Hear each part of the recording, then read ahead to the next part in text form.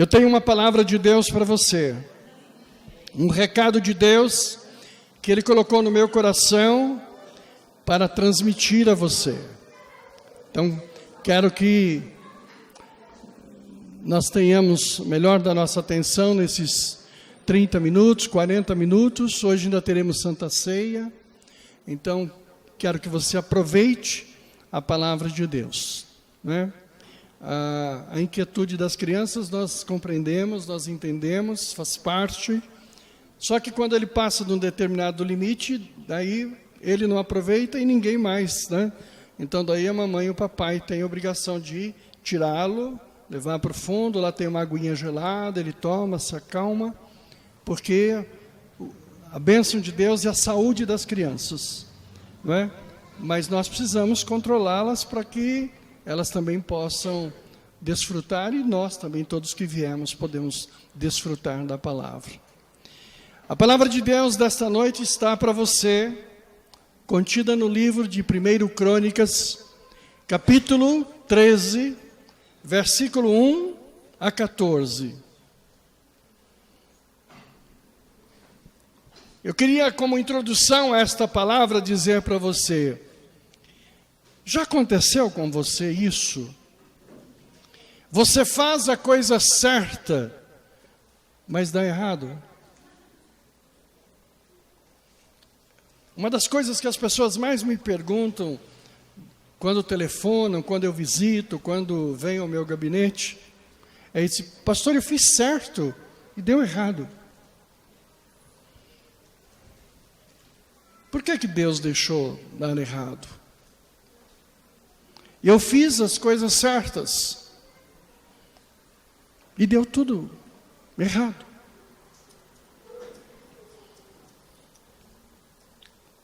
Casar é certo? E por que alguns casamentos dão errado? Namorar é certo? É certo. Por que alguns namoros acabam?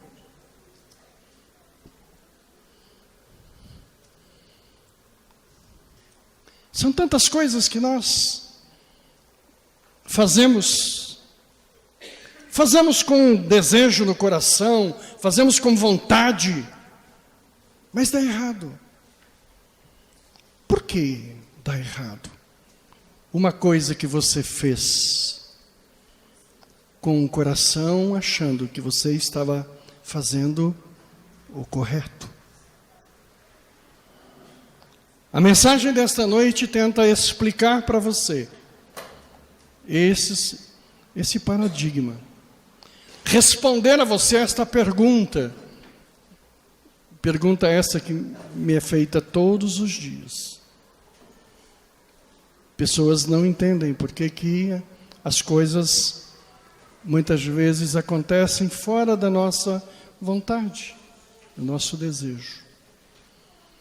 Vamos ler esse texto de 1 Crônicas.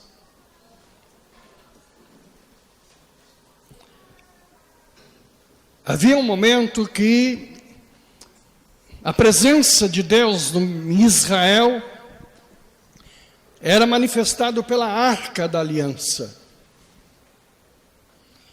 A Arca da Aliança era o símbolo da presença de Deus.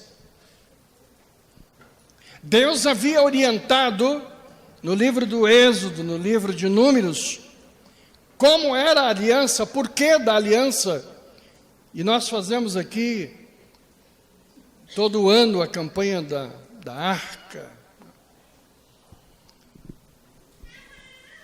E quando os filisteus invadiram Israel, eles roubaram a aliança, que era símbolo da religiosidade de Israel. Os filisteus acharam assim: vamos levar a aliança, a arca embora. Com isso nós quebramos toda a religiosidade de Israel. Eles vão ficar sem poder fazer culto. A arca é a presença de Deus no meio do seu povo. ela ficou 100 anos longe das terras de Israel. Até que chegado um momento, Davi diz: olha, nós precisamos trazer a arca de volta. Nós queremos restaurar o culto. E não queremos a arca da aliança lá em terras de filisteus. Nós queremos em nossa terra, em nossa casa, em nosso lugar. E teve Davi conselho com os capitães dos milhares e dos centos e com todos os príncipes. Disse Davi à congregação de Israel: se bem vos parece, e se vem isso do Senhor nosso Deus, enviemos depressa mensageiros a todos os nossos outros irmãos, em todas as terras de Israel, e aos sacerdotes e aos levitas, com eles nas cidades e nos seus arrabaldes, para que se ajuntem conosco. E tornemos a trazer para nós a arca do nosso Deus, porque não a buscamos nos dias de Saul. Então disse toda a congregação que assim se fizesse, porque esse negócio pareceu reto aos olhos de todo o povo. Ajuntou, pois, Davi a todo Israel, desde Sior do Egito até chegar a Amanate, para trazer a arca de Deus de Quiriate Jearim. E então Davi com todo Israel subiu a Baalá e dali a Quiriate Jearim, que está em Judá, para fazer subir dali a arca de Deus, o Senhor que habita entre os querubins, sobre a qual é invocado o seu nome. E levaram a arca de Deus sobre um carro novo da casa de Abinadab, e Uzá e Aiô guiavam o carro. Davi e todo Israel alegravam-se perante Deus com toda a sua força, em cânticos, com harpas, com alaúdes, com tamboris, com símbolos e com trombetas. E chegando à eira de Quidom, estendeu Uzá a mão para segurar a arca, porque os bois tropeçavam. Então se acendeu a ira do Senhor contra Uzá, e o feriu, por ter estendido a mão à arca, e morreu ali perante Deus. E Davi se encheu de tristeza, de que o Senhor houvesse aberto brecha em Uzá, pelo que chamou aquele lugar de Pérez Uzá, até o dia de hoje. E naquele dia temeu Davi ao Senhor, dizendo: como trarei a minha arca de Deus? Pelo que Davi não trouxe a arca a si, a cidade de Davi, porém o fez retirar à casa de Obed-edom, o geteu.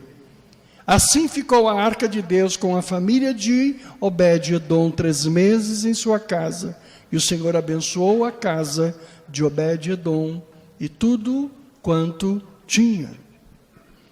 Que o Espírito de Deus digne-se abençoar a leitura desta santa e bendita palavra, e nos dê um recado santo, santo para as nossas vidas. Em nome de Jesus, todos digam amém. Davi fez a coisa certa, fez a coisa certa. Quis trazer de volta a arca. E ele manda buscar no lugar onde ela estava. Colocaram a arca sobre um carro novo. Bois novos. Tudo arrumadinho. Um homem à frente e outro homem atrás. E lá vem a arca de volta a Israel. Muita festa. Mas de repente, o homem que estava na parte de trás da arca, do carro, da carroça, coloca a mão sobre a arca. E ao colocar a mão sobre a arca, ele é fulminado. Cai morto. Davi então disse: não entendi. estou fazendo o que é certo e dá errado. Estou vindo com a carroça aqui, cantando, louvando, alegre e feliz. O boi tropeça. O homem vai colocar a mão na arca e é fulminado. Ele manda parar o cortejo e diz: e aí? O que está errado?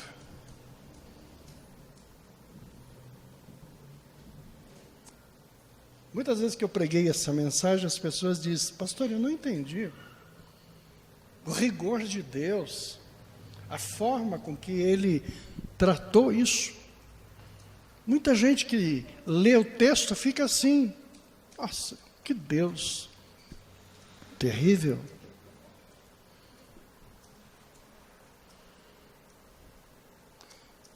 É a mesma indignação que você sente quando você faz uma coisa aparentemente certa e dá errado. Você fica indignado. Sabe, a incompreensão das coisas de Deus cria em nós, às vezes, um repúdio. E tomamos decisões na vida. Alguns se afastam de Deus por não entender.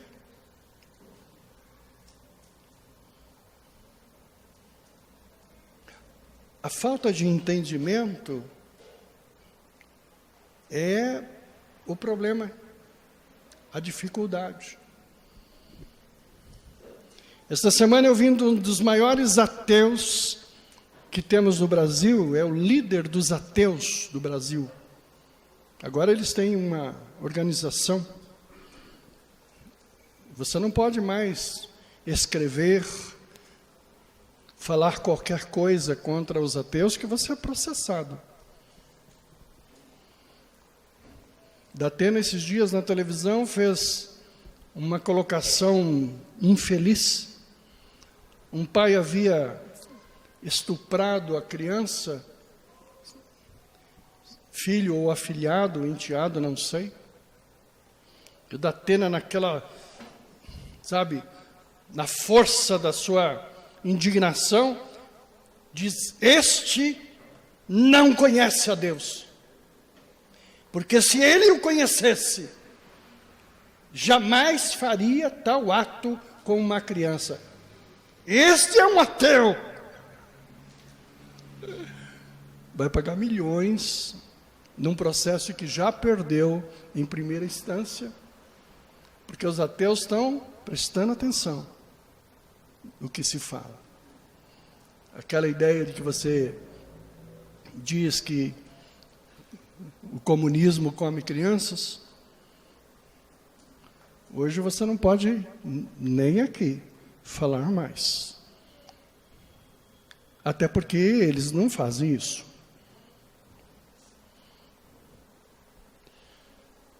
Mas o entendimento é algo profundo. Esse ateu estava dizendo como é que ele ficou ateu. E ele estava dizendo que foi para a escola católica desde pequenininho, desde a primeira escola religiosa. Muito comum, na década de 50, 60, nossa região aqui, haviam grandes e boas escolas ministradas por religiosos. E um dia recebeu um ensinamento do sacerdote de que se mordesse a hóstia, saía sangue na sua língua. E ele foi tentado a morder a hóstia. E não saiu sangue nenhum, nem sentiu sangue nenhum. Como é um absurdo você dizer algo parecido com isso. E ele disse: isso é mentira, tudo o resto também é mentira. Então, céu não existe, inferno não existe, coisa nenhuma existe, porque tudo é uma grande mentira.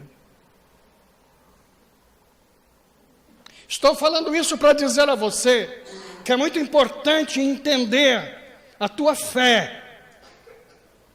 Por que você está nesta igreja? Por que você ama o Senhor? Quem é o Senhor Jesus na tua vida? Qual é o seu propósito? É importante entender. Eu amo as igrejas que ensinam. E a igreja tem esta obrigação de ensinar muito.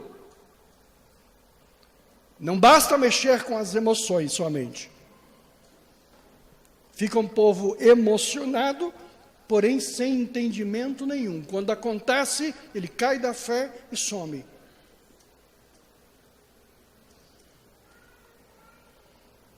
É por isso que muitas pessoas, quando têm uma situação contrária, eu fiz o certo, mas deu errado, ele não entende e some de Deus, desaparece de Deus. Não quero mais esse Deus.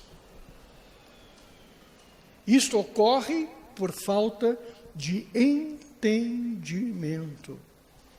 E por não entender, ele fica revoltado, desaparece da casa de Deus.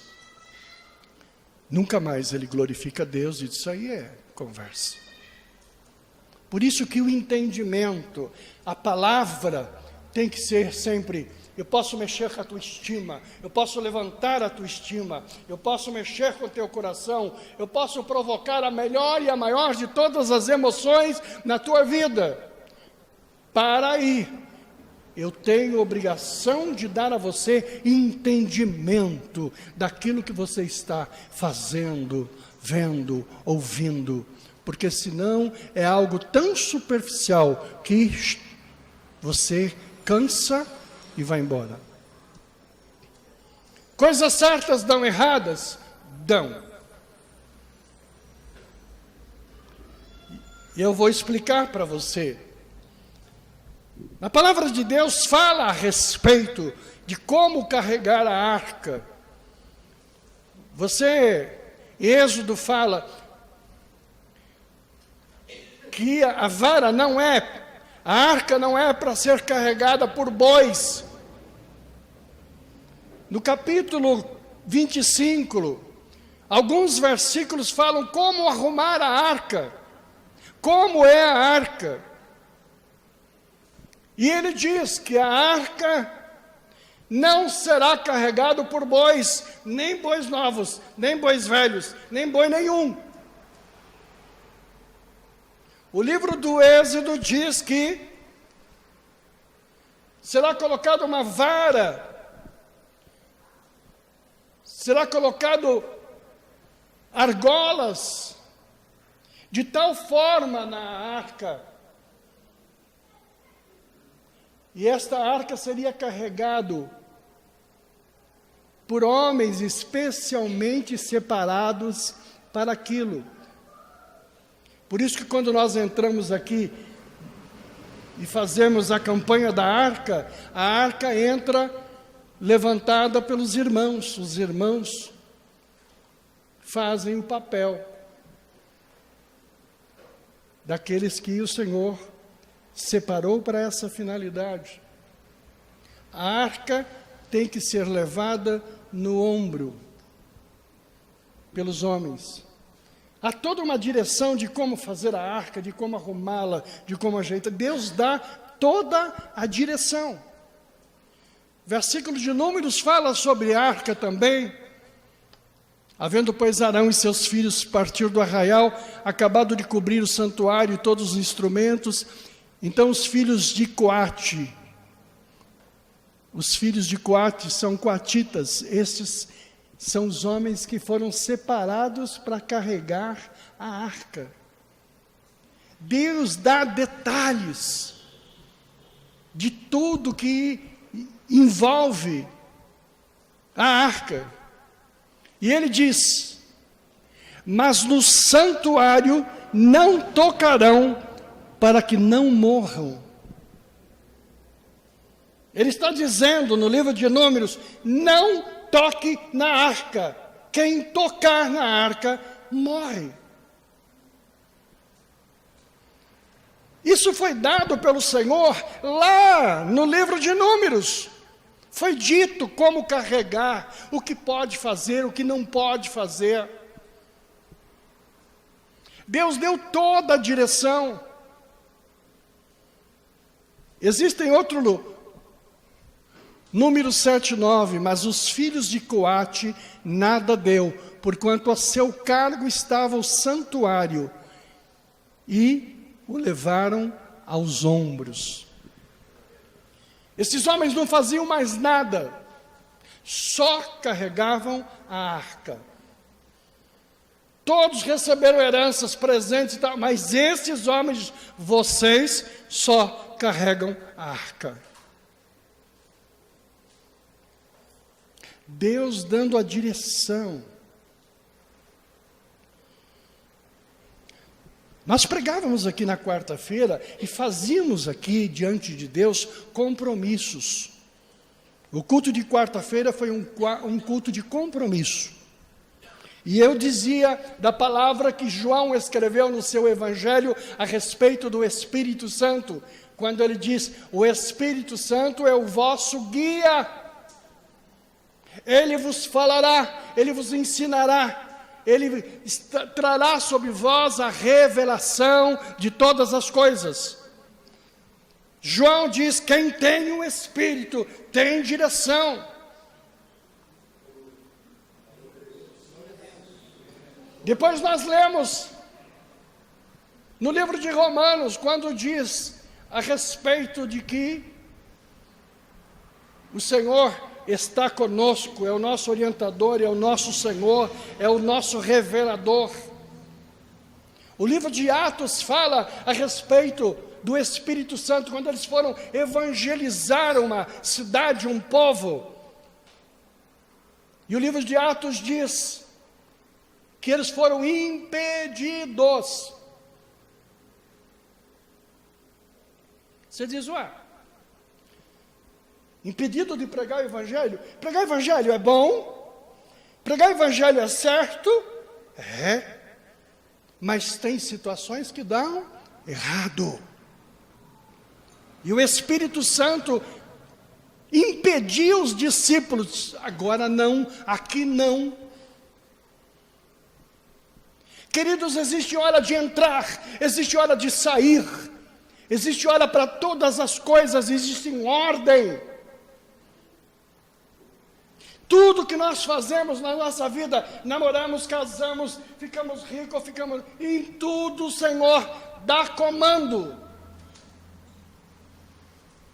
O que aconteceu com a arca de Davi? Era certo o que ele estava fazendo? Era certo, mas fez da forma errada.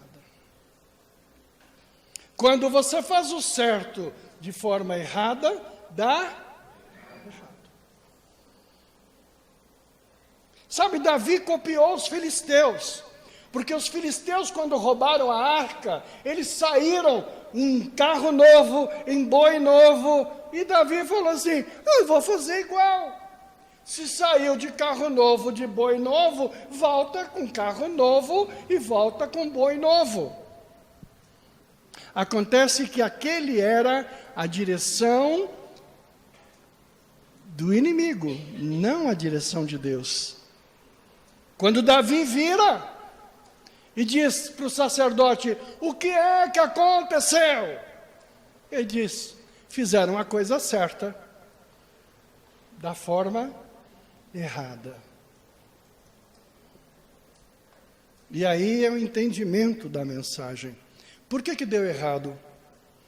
Por que aquilo que você fez de boa intenção? Sim. Em bom caráter? Sim. Com boa vontade? Sim. E deu errado. Deu errado porque foi feito de forma errada.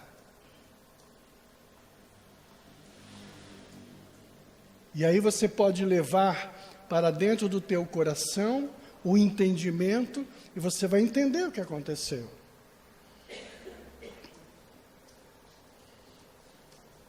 Existem situações onde você precisa aprender a colocar Deus sobre o seu comando. A obediência à ordem do Senhor é necessário para que todas as coisas contigo vá bem.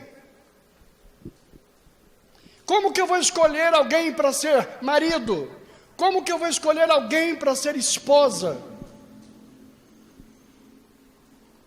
Todos nós, desde pequeno, esperamos esse momento. Como escolher? O casamento é bênção. Se escolher errado, vai ter problema. O casamento é maravilhoso. Mas se escolher errado, vai ter problema. Não tem igreja que vai resolver. Vai passar aperto. Normalmente as pessoas, existe na palavra de Deus um apólogo de Jotão. Apólogo é uma palavra difícil que quer dizer, você conta uma história onde seres inanimados passam a ter vida. É como se eu falar assim, e esta cadeira falou, boa noite, gente. Aí você fala, a cadeira não fala. Estou contando uma história, isso é um apólogo. O apólogo de Jotão, que está na palavra do Senhor, diz assim, eles queriam um rei. Eles precisavam de um rei. Então eles estavam na floresta e foram a uma figueira. Figueira, você quer ser, né, nosso rei, nossa rainha, nosso líder? E a figueira disse, não, eu não vou deixar os meus figos doces para reinar, jamais. Aí foram a uma outra árvore, a uma árvore que dava uvas, e diz, você quer ser rei entre nós? Você que produz um vinho muito bom, muito abençoado. E a videira diz, não, eu quero ficar com meu vinho mesmo, ficar quietinho. Ninguém queria ser rei. Finalmente, encontra um espinheiro. E diz, espinheiro, espinheiro, você não tem fruto nenhum, mas você quer ser nosso rei? O espinheiro disse assim, é claro, quero sim. Inclusive posso dar uma bela sombrinha para vocês. Então assim, então seja o nosso rei.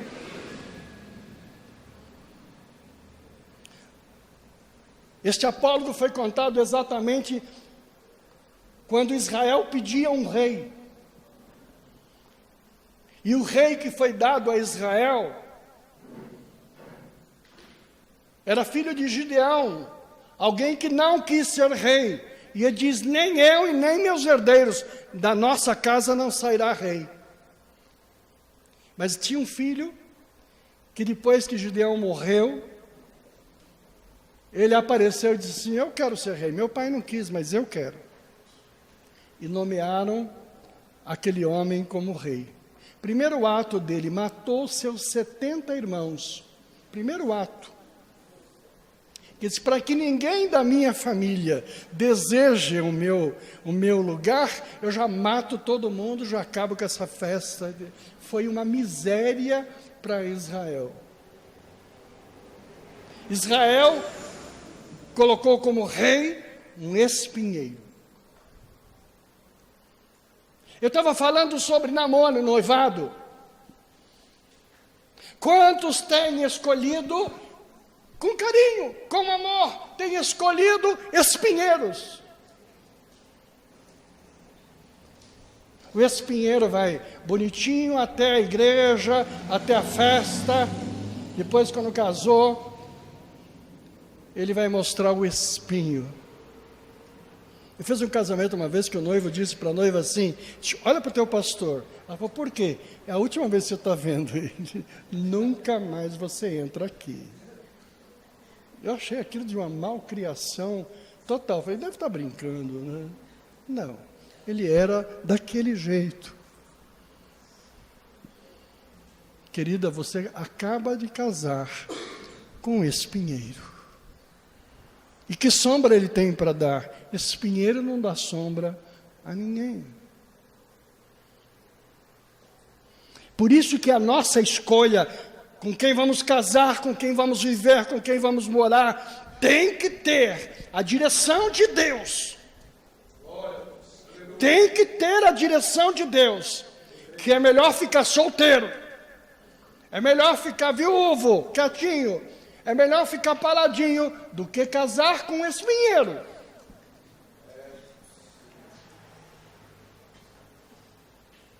Então você tem que procurar onde está a direção de Deus para a minha vida conjugal. Onde está? A palavra é dura hoje, hein?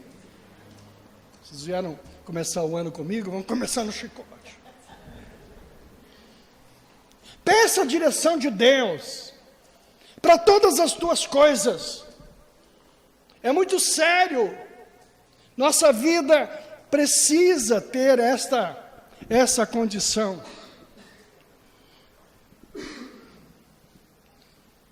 A palavra sobre o casamento é: amai vossas mulheres. Isso que está escrito na palavra de Deus. O Senhor não está dizendo assim: se você tem uma mulher ruim, olha para que ela melhora. Não está escrito isso. A palavra de Deus está dizendo assim: amai vossas mulheres, amai os vossos maridos. É amor.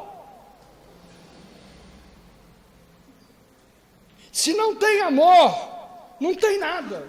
Nada resolve. Pastor, unge. Pastor, faz corrente. Pastor, ora. Derruba 1 litro de óleo. Não muda. Não faz. Casamento que não tem amor, casou sem amor, é espinho.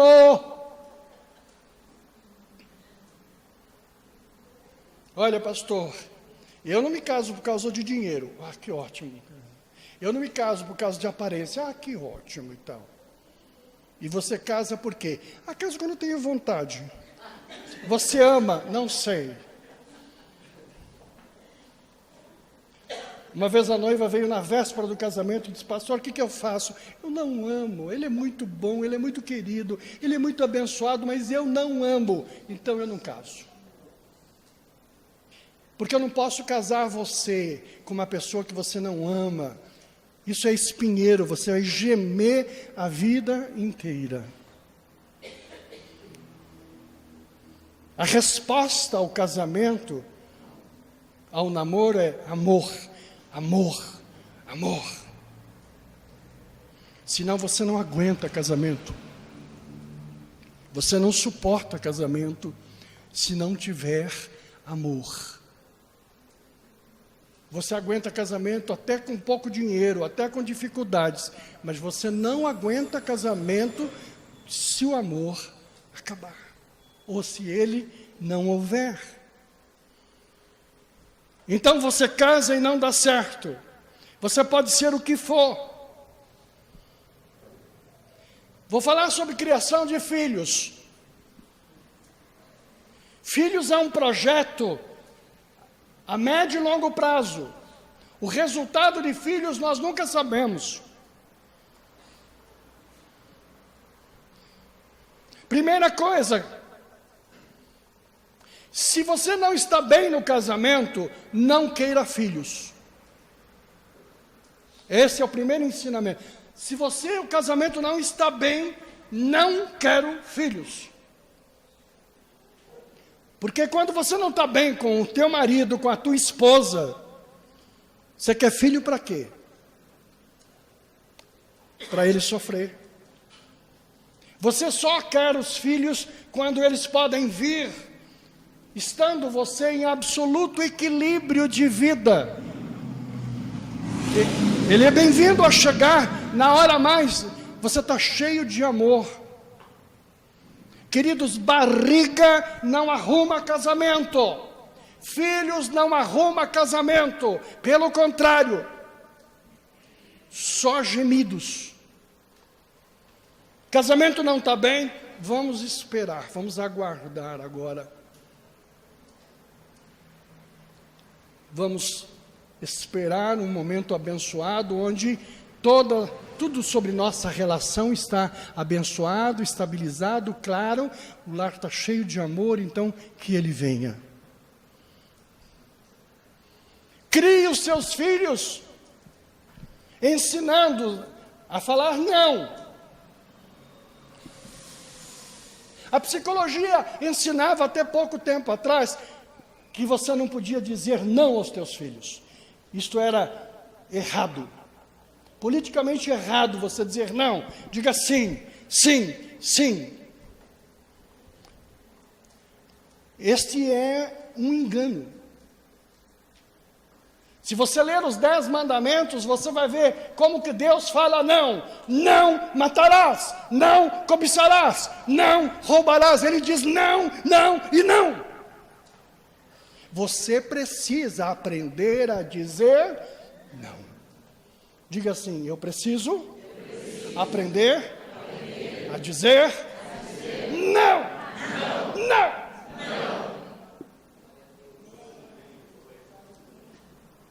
Esse é um ensinamento que eu estou dando a você. Quem não sabe dizer não, é aquele que faz certo, mas dá errado.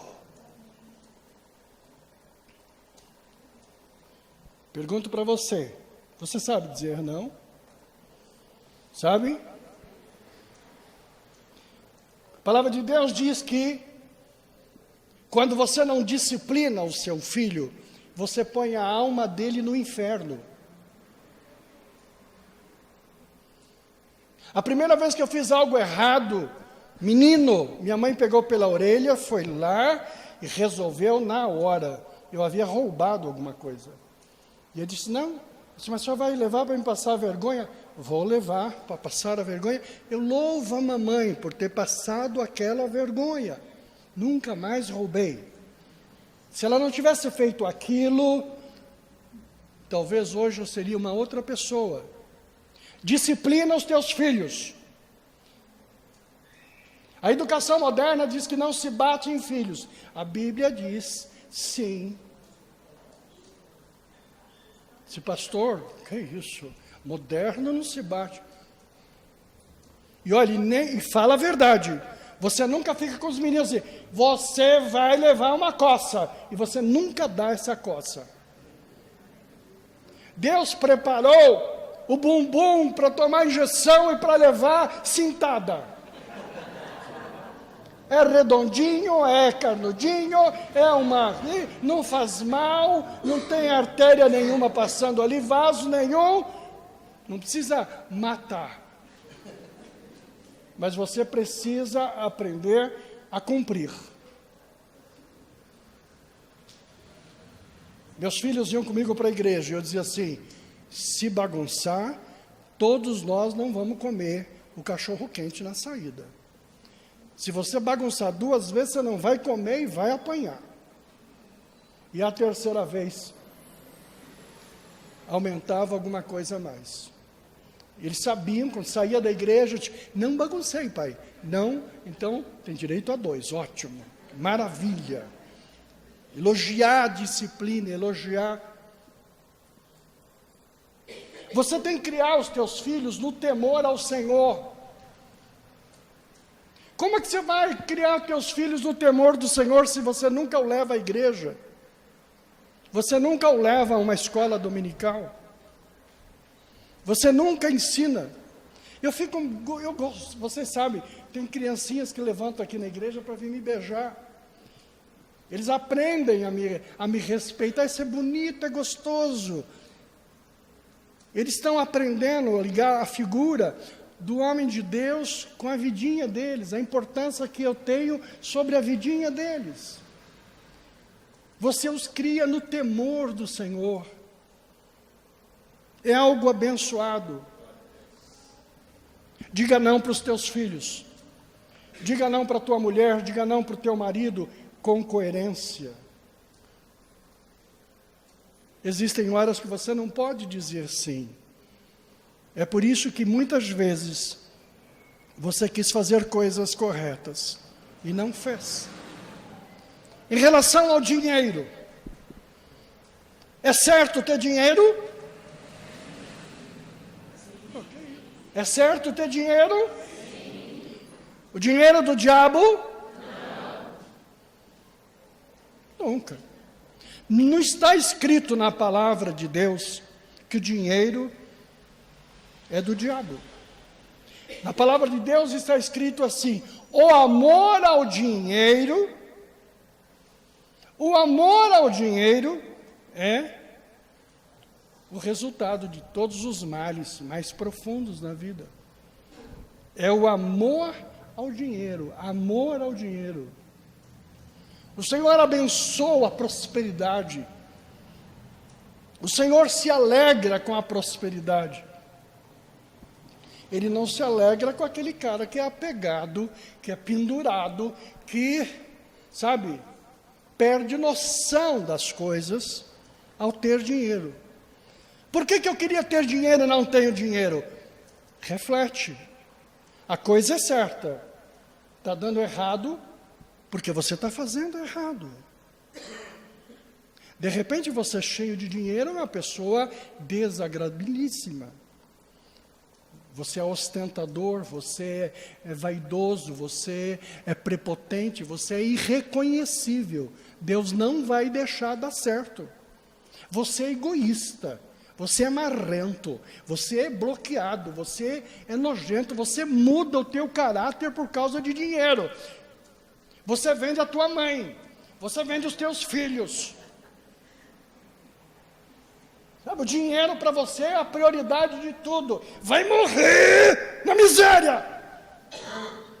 Até o que você tem vai ser tirado. Isso não é de Deus. Mas como você faz da forma errada, o que é certo vira errado. O dinheiro é para você desfrutar com alegria. O dinheiro é para você dividir. O dinheiro é para você viver, abençoar a tua família. O dinheiro é para você abençoar o reino de Deus. Por isso que ele deixou para nós uma referência do dízimo, da oferta, como algo abençoado. Ele diz: me prove para ver se eu não abro as janelas dos céus para você. Quem conhece a Deus sabe que ofertar na casa de Deus, abençoar uma vida, é algo que nos traz prosperidade, prosperidade.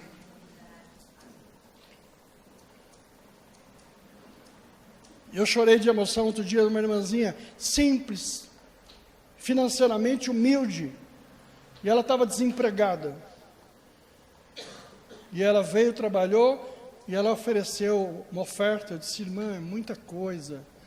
Ela disse: eu tenho a alegria de oferecer todo o meu primeiro salário. Eu disse: irmã, a senhora tem prioridades, a casa de Deus não é assim, não precisa agir dessa forma. Ela falou: sinto no meu coração, deixa eu ser feliz. Muita gente quer dinheiro, mas jamais vai conhecer a prosperidade. Quero dinheiro abençoado, quero dinheiro limpo, quero dinheiro de procedência. E seja abençoado, seja generoso, generoso, abençoe as pessoas. Tua mesa seja farta, tua vida seja farta, abençoada. Você vai experimentar a prosperidade de Deus na tua empresa, nos teus projetos, na tua vida profissional. Grande segredo é esse. As pessoas dizem: eu faço tudo, mas dá tudo errado. Eu monto empresa e quebra. Eu faço negócios e quebro. Ora, se você recebe a bênção do dinheiro e vai gastar o dinheiro abençoado da tua família com prostituta, você acha que Deus vai honrar você? Você acha que Deus vai honrar a tua prosperidade? Aquele dinheirinho santo e abençoado, e você dá lá na cama da prostituição, e a prostituta ainda oferece aquilo às entidades que dão cobertura a ela. aquilo traz uma miséria para você, aquilo traz uma tristeza, acaba com a tua vida, destrói tua vida, e aí que grandes fortunas, elas acabam não existindo. Todo o dinheiro dado a uma prostituta é dinheiro jogado no inferno. Você diz, mas como é que eu quebrei, como é que eu fali? Eu vou para a igreja, eu oro. Foi assim que Uzá morreu. Ele botou a mão onde não era para colocar a mão. Sabe, tem coisas que são abençoadas de Deus, são santas. Bendito seja o teu leito sem mácula, bendito seja a tua vida, tua casa, bendito seja a tua família, benditos são os teus filhos, são benditos, são benditos, são benditos. Filho, quando você põe ele para dormir, cante hinos de louvores a Deus. Foi na cruz, onde um dia eu vi meus pecados castigados em Jesus. Mas esse hino não é hino de botar criança para dormir, pastor, o senhor se enganou. Então cante o boi da cara preta. Boi, boi, boi.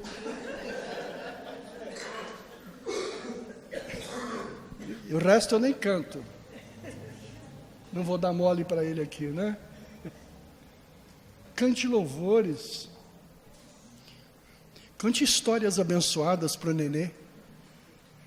O único problema dele ouvir o hino Foi na Cruz, quando ele estiver no culto e a gente cantar Foi na Cruz, ele dorme. Abençoe o teu filho. Abençoe tua casa. Não deixe de orar na hora da comida. Não tenha vergonha de dizer a bênção do Deus Altíssimo seja sobre essa pizza e esta Coca-Cola maravilhosa. É sim. Eu tomo Coca-Cola. Mas um dia, abrindo uma Coca-Cola, tinha uma barata dentro. Eu disse, viu? Mas eu nunca deixei de tomar Coca-Cola por causa daquilo. Porque eu sempre digo a bênção do Deus Altíssimo sobre a Coca-Cola geladinha. E essa pizza abençoada.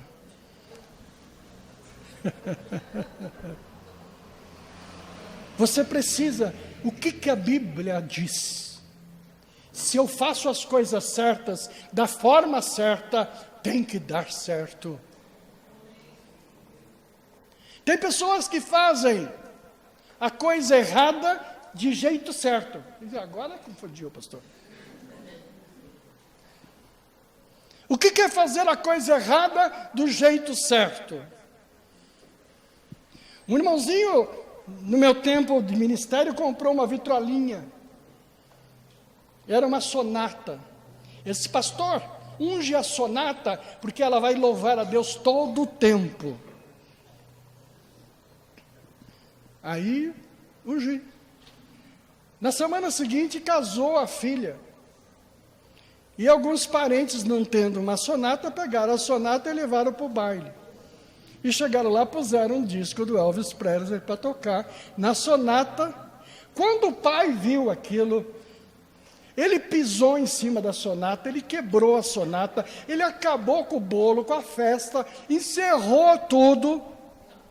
Quer dizer, essa sonata aqui é para louvar a Deus.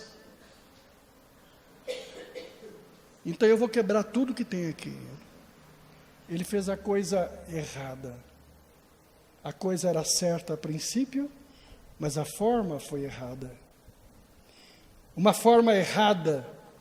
Você chegar para mim, pastor, o jejum tem força, a oração tem força. Eu estou fazendo essa campanha para ganhar na Mega Sena.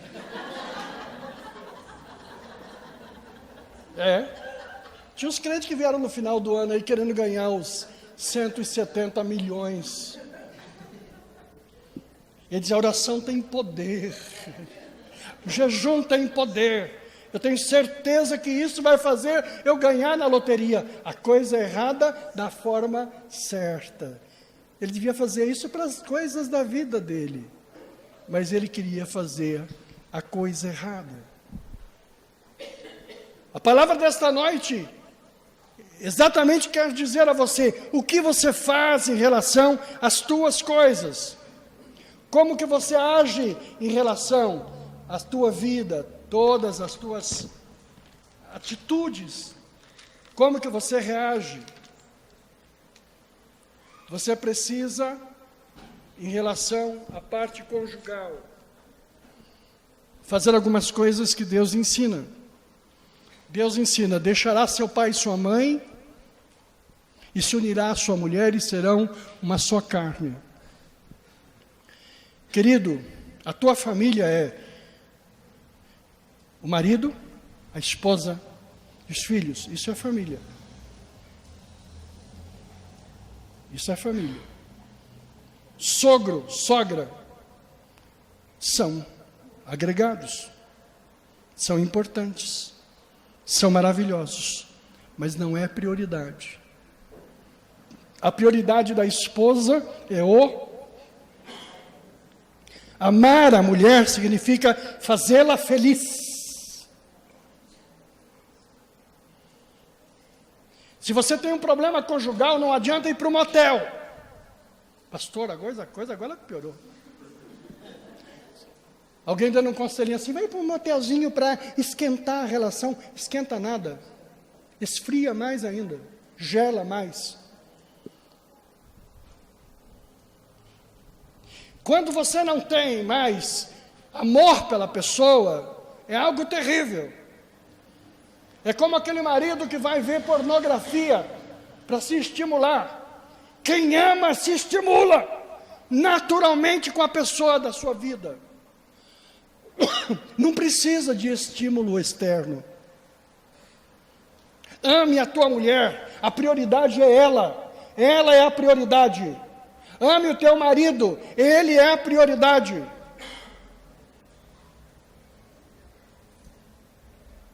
Depois disso, o que eu posso fazer pela minha sogra? O que eu posso fazer pelo meu sogro? O que eu posso fazer pelo meu pai? Mas cuida da tua vida. Marido que corre atrás da família dele e abandona a sua, ele acaba com seu casamento. É o certo que dá errado. Mulher que vai atrás da família, em detrimento da sua casa, dá errado. Papai é papai, mamãe é mamãe, tá lá, te amo, te respeito, vou fazer o que puder por você. Mas a prioridade é o amor do casal. Filha que se esconde na mãe, acaba com o casamento. Filha que se esconde no pai, acaba com o casamento. Esse é o ensinamento do Senhor. Por isso ele disse: vai deixar pai e mãe e vai ter uma vida independente. Por que morar junto não dá certo? Na maioria das vezes não dá, porque há interferência. Quem casa, quer ter vida independente. Luta para ter uma vida independente. Não guarde ódio. A palavra de Deus diz assim: não se ponha o sol sobre a sua ira. Ele está dizendo assim: depois das 6 da tarde, tudo tem que voltar ao normal. Converse com ela. Dá atenção para ela. Tenha uma relação sadia com ela.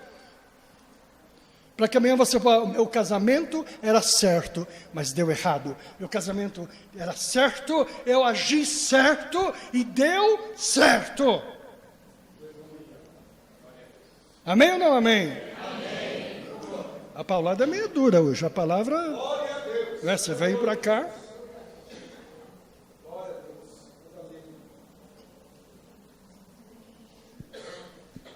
É aquela história.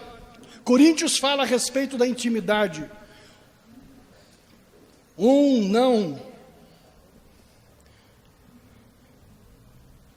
Não tire o direito do outro. Teu corpo pertence a ela, o dela pertence a você. Paulo ensina muito claro sobre isso. Você imagina o marido falando para a esposa, olha, vamos hoje ter um tempo abençoado para nós. Ela diz, hoje não, só amanhã. Se o cara amar verdadeiramente, ele vai dizer assim, tá bom, pelo amor que eu tenho, então amanhã. Mas se ela o amar, diz assim, pelo amor que eu tenho, não é amanhã, é hoje. O amor dita a direção de todas as coisas. Quem ama, abençoa. Eu quero te fazer feliz. Eu quero te abençoar. Se você andar conforme a Bíblia diz, você vai ser abençoado. Não tem jeito de dar errado. Dá errado porque não pode pôr a mão, colocamos a mão. Não pode botar boi, nós colocamos boi. Não precisa de carro para carregar, que o Senhor falou, a arca seja levados pelos croaditas. Os homens carregam. Ninguém vai botar em carro nenhum. A vida é assim. O Senhor dá a direção. Dá a direção. Em todas as áreas da vida, a Bíblia é completa. Ela é perfeita. Você tem direção de Deus para todas as coisas. Você precisa buscar a Deus em todas essas direções. Aprendendo a perdoar. Quem perdoa é perdoado. Quem ama é amado. Uma relação sem ira. E aí então Davi parou. Quando Uzá morreu, Davi parou. E ele diz, o que está errado? E ele mandou consertar. O sacerdote falou para ele, tem ensinamento. Os mandamentos dizem. Davi mandou pegar a arca, voltar para trás. E essa arca ficou 3 meses na casa de um irmão. Tanto que essa arca trouxe riqueza para esse irmão. Imagina todo o povo indo para a casa dele para adorar a Deus. Quando Davi trouxe de volta, ele trouxe do jeito de Êxodo, do jeito de Números. Croaditas trazendo, cantando louvores. Diz a palavra de Deus que a arca chegou ao centro da adoração de forma abençoada, porque trouxeram da forma ensinada. Muitos de nós somos crentes no meio do caminho. Chegamos agora. Já éramos casados, já tínhamos algumas dificuldades. E nossa vida agora passa a ser, então, readaptada a essas novas situações. Importante que agora, a partir de agora, tudo que você for fazer, faça de acordo com a direção de Deus. O certo vai dar certo. O certo. Não deu até agora, mas agora vai dar certo. Diz assim, o que é certo, dará certo na minha vida. A partir de agora. Porque vou fazer segundo a direção de Deus.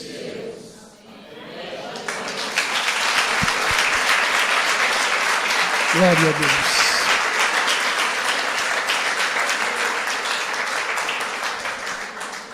Que bênção.